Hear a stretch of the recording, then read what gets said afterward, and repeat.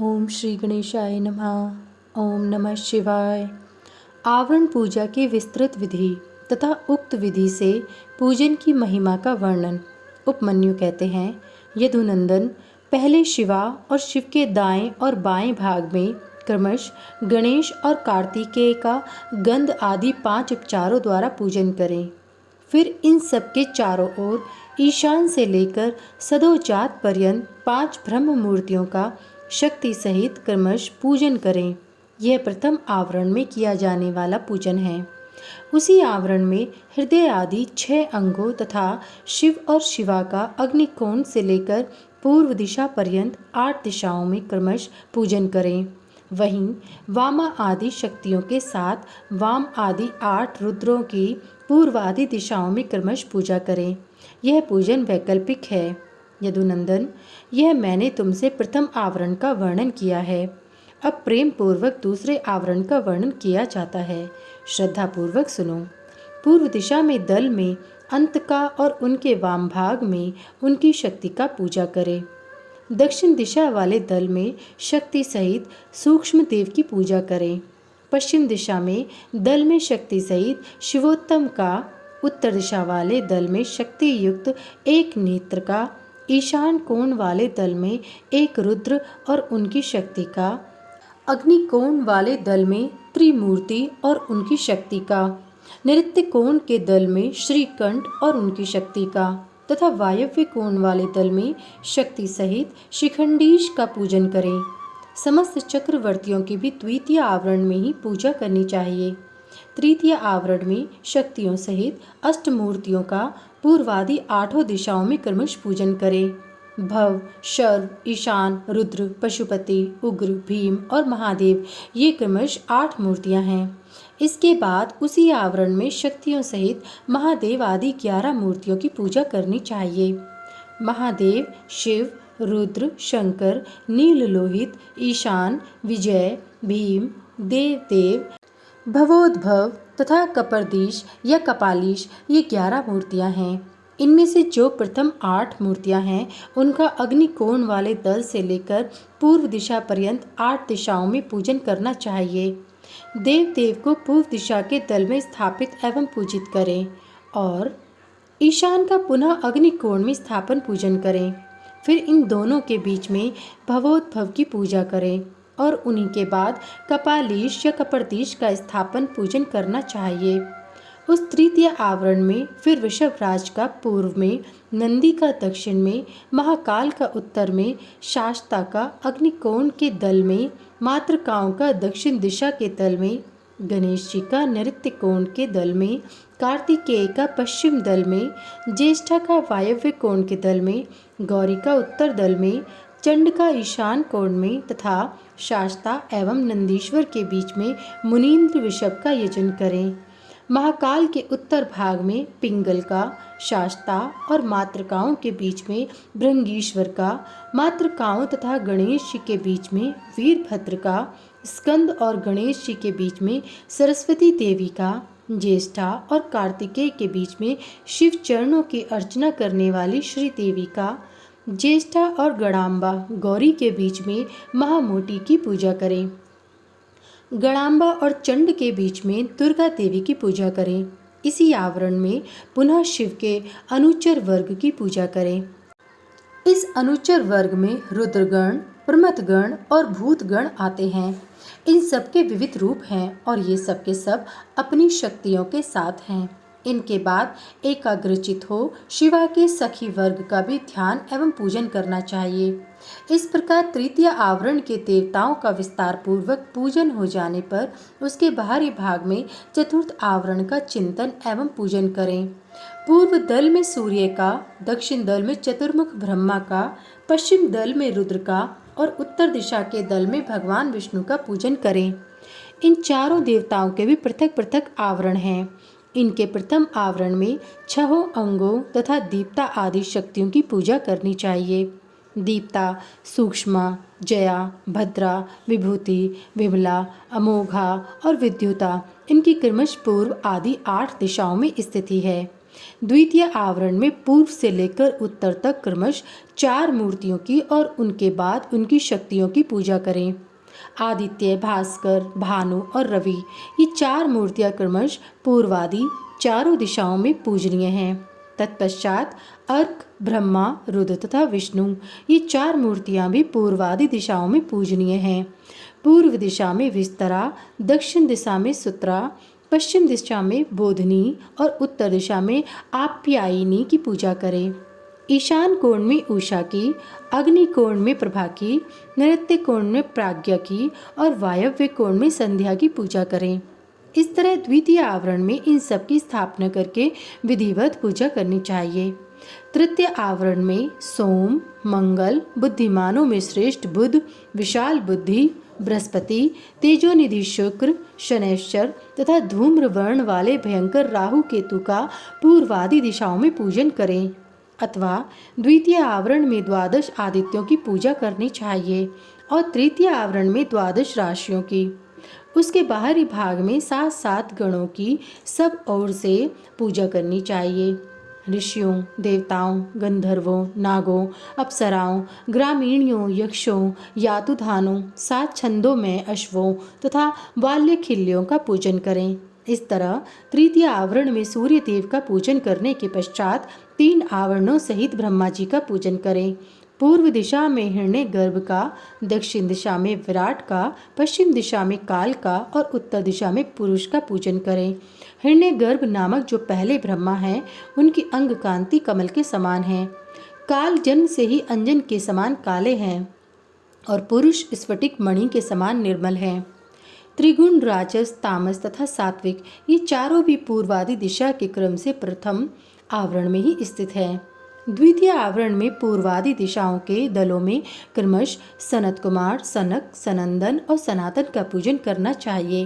तत्पश्चात तीसरे आवरण में 11 प्रजापतियों की पूजा करें। उनमें से प्रथम 8 का तो पूर्वादि 8 दिशाओं में पूजन करें। फिर शेष 3 का पूर्व आदि से के क्रम से अर्थात पूर्व, दक्षिण एवं पश्चिम में स्थापन पूजन करें। दक्ष, रुचि, भृगु, मरीचि, अंगिरा, पुलस्त्य, पुलह, क्रतु, अत्रि, कश्यप और वशिष्ठ, ये 11 विख्यात प्रजापति हैं। इनके साथ इनकी पत्नियों का भी क्रमश पूजन करना चाहिए।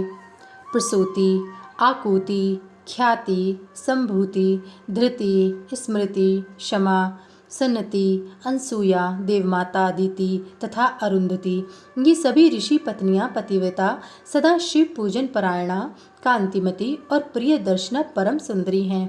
अथवा प्रथम आवरण में चारों वेदों का पूजन करें। फिर द्वितीय आवरण में इतिहास पुराणों की अर्चना करें तथा तृतीय आवरण में धर्म शास्त्र सहित संपूर्ण वैदिक विद्याओं का सब ओर से पूजन करना चाहिए। 4 वेदों को पूर्वादि 4 दिशाओं में पूजना चाहिए। अन्य ग्रंथों को अपनी रुचि के अनुसार 8 या 4 भागों में बांटकर सब और उनकी पूजा करनी चाहिए। इस प्रकार दक्षिण में 3 आवरणों से युक्त ब्रह्मा जी की पूजा करके पश्चिम में आवरण सहित रुद्र का पूजन करें। ईशान आदि 5 ब्रह्मा और हृदय आदि 6 अंगों को रुद्रदेव का प्रथम आवरण कहा गया है। द्वितीय आवरण विद्येश्वर में है। तृतीय आवरण में भेद है, अतः उसका वर्णन किया जाता है। उस आवरण में पूर्वादि दिशाओं के क्रम से त्रिगुणादि 4 मूर्तियों की पूजा करनी चाहिए। पूर्व दिशा में पूर्ण रूप शिव नामक महादेव पूजित होते हैं। इनकी त्रिगुण संज्ञा है क्योंकि ये त्रिगुणात्मक जगत के आश्रय हैं। दक्षिण दिशा में राजस पुरुष के नाम से प्रसिद्ध सृष्टिकर्ता ब्रह्मा का पूजन किया जाता है, ये भव कहलाते हैं। पश्चिम दिशा में तामस पुरुष अग्नि की पूजा की जाती है, इन्हीं को संहारकारी हर कहा गया है। उत्तर दिशा में सात्विक पुरुष सुखदायक विष्णु का पूजन किया जाता है, यही विश्वपालक मृड हैं। इस प्रकार पश्चिम भाग में शंभु के शिव रूप का जो 25 तत्वों का साक्षी 26वां तत्व रूप है, पूजन करके उत्तर दिशा में भगवान विष्णु का पूजन करना चाहिए। इनके प्रथम आवरण में वासुदेव को पूर्व में, अनिरुद्ध को दक्षिण में, प्रद्युम्न को पश्चिम में और संकर्षण को उत्तर में स्थापित करके इनकी पूजा करनी चाहिए। यह प्रथम आवरण बताया गया है। अब द्वितीय शुभ आवरण बताया जाता है। मत्स्य, कूर्म, वराह, नरसिंह, वामन तीनों में से एक राम, आप श्री कृष्ण और हयग्रीव ये द्वितीय आवरण में पूजित होते हैं। तृतीय आवरण में पूर्व भाग में चक्र की पूजा करें। दक्षिण भाग में कहीं भी प्रतिहित न होने वाले नारायणास्त्र का यजन करें। पश्चिम में पांचजन्य का और उत्तर में शांग धनुष की पूजा करें। इस प्रकार 3 आवरणों से युक्त साक्षात विश्व नामक परम हरि महाविष्णु की जो सदा सर्वत्र व्यापक है मूर्ति में भावना करके पूजा करें। इस तरह विष्णु के चतुर्व्यूह कर्म से 4 मूर्तियों का पूजन करके क्रमश उनकी 4 शक्तियों का पूजन करें। प्रभा का अग्निकोण में, सरस्वती का नृत्य कोण में, गणाम्बिका का वायव्य कोण में तथा लक्ष्मी का ईशान कोण में पूजन करें। इसी प्रकार भानु आदि मूर्तियों और उनकी शक्तियों का पूजन करके उसी आवरण में लोकेश्वरों की पूजा करें। उनके नाम इस प्रकार हैं: इंद्र, अग्नि, यम, नैऋति, वरुण, वायु, सोम, कुबेर तथा ईशान। इस प्रकार चौथे आवरण की विधि पूर्वक पूजा संपन्न करके बाहरी भाग में महेश्वर के आयुधों की अर्चना करें। ईशान कोण में तेजस्वी त्रिशूल की, पूर्व दिशा में वज्र की, अग्नि कोण में परशु की तथा दक्षिण में बाण की, नृत्य कोण में खड़ग की, पश्चिम में पाश की, वायव्य कोण में अंकुश की और उत्तर दिशा में पिनाक की पूजा करें। तत्पश्चात पश्चिमाभिमुख रौद्र रूपधारी क्षेत्रपालक का अर्चन करें। इस तरह पंचम आवरण की पूजा का संपादन करके समस्त आवरण देवताओं के बाहरी भाग में अथवा 5वें आवरण में ही मातृकाओं सहित महाविषव नंदिकेश्वर का पूर्व दिशा में पूजन करें। तदंतर समस्त देव योनियों की चारों ओर से अर्चना करें। इसके सिवा जो आकाश में विचरने वाले ऋषि, सिद्ध, दैत्य, यक्ष, राक्षस, अनंत आदि नागराज, उन नागेश्वरों के कुल में उत्पन्न हुए अन्य नाग, डाकिनी, भूत, बेताल, प्रेत और भैरवों के नायक, नाना योनियों में उत्पन्न हुए अन्य पातालवासी जीव, नदी, समुद्र, पर्वत, वन, सरोवर, पशु, पक्षी, वृक्ष, कीट आदि शुद्र योनि के जीव, मनुष्य, नाना प्रकार के आकार वाले मृग, क्षुद्र जंतु, ब्रह्मांड के भीतर के लोक, कोटि कोटि ब्रह्मांड, ब्रह्मांड के बाहर के असंख्य भुवन और उनके अधीश्वर तथा 10 दिशाओं में स्थित ब्रह्मांड के आधारभूत रुद्र हैं और गुण जनित, माया जनित, शक्ति जनित तथा उससे भी परे जो कुछ भी शब्दवाच्य जड़ चेतनात्मक प्रपंच हैं, उन सबको शिवा और शिव के पार्श्व भाग में स्थित जानकर उनका सामान्य रूप से यजन करें। वे सब लोग हाथ जोड़कर मंद मुस्कान युक्त मुख से सुशोभित होते हुए प्रेम पूर्वक महादेव और महादेवी का दर्शन कर रहे हैं, ऐसा चिंतन करना चाहिए। इस तरह आवरण पूजा संपन्न करके विक्षेप की शांति के लिए पुनः देवेश्वर शिव की अर्चना करने के पश्चात पंचाक्षर मंत्र का जप करें। तदंतर शिव और पार्वती के सम्मुख उत्तम व्यंजनों से युक्त तथा अमृत के समान मधुर, शुद्ध एवं मनोहर महाचरु का नैवेद्य निवेदन करें। यह महाचरु 32 आड़क लगभग 3 मन 8 सेर का हो तो उत्तम है और कम से कम 1 आड़क 4 सेर का हो तो निम्न श्रेणी का माना गया है। अपने वैभव के अनुसार जितना हो सके महाचरु तैयार करके उसे श्रद्धापूर्वक निवेदित करें। तदंतर जल और तांबूल, इलायची आदि निवेदन करके आरती उतारकर शेष पूजा समाप्त करें। याग के उपयोग में आने वाले द्रव्य, भोजन, वस्त्र आदि को उत्तम श्रेणी का ही तैयार कराकर दें। भक्तिमान पुरुष वैभव होते हुए धन व्यय करने में कंजूसी न करे। जो शठ या कंजूस है और पूजा के प्रति उपेक्षा की भावना रखता है, वह यदि कृपणतावश कर्म को किसी अंग से हीन कर दे तो उसके वे काम में कर्म सफल नहीं होते, ऐसा सत्पुरुषों का कथन है। इसलिए मनुष्य यदि फल सिद्धि का इच्छुक हो तो उपेक्षा भाव को त्याग कर संपूर्ण अंगों के योग से काम में कर्मों का संपादन करे। इस तरह पूजा समाप्त करके महादेव और महादेवी को प्रणाम करे। फिर भक्ति भाव से मन को एकाग्र करके स्तुति पाठ करे। स्तुति के पश्चात साधक उत्सुकता पूर्वक कम से कम 108 बार और संभव हो तो 1000 से अधिक बार पंचाक्षरी विद्या का जप करे।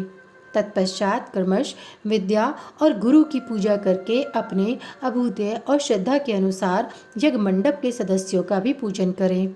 फिर आवरणों सहित देवेश्वर शिव का विसर्जन करके यज्ञ के उपकरणों सहित वह सारा मंडल गुरु को अथवा शिव चरणाश्रित भक्तों को दे दे, अथवा उसे शिव के ही उद्देश्य से शिव के क्षेत्र में समर्पित कर दे, अथवा समस्त आवरण देवताओं का यथोचित रीति से पूजन करके 7 प्रकार के होम द्रव्यों द्वारा शिवाग्नि में इष्ट देवता का यजन करे।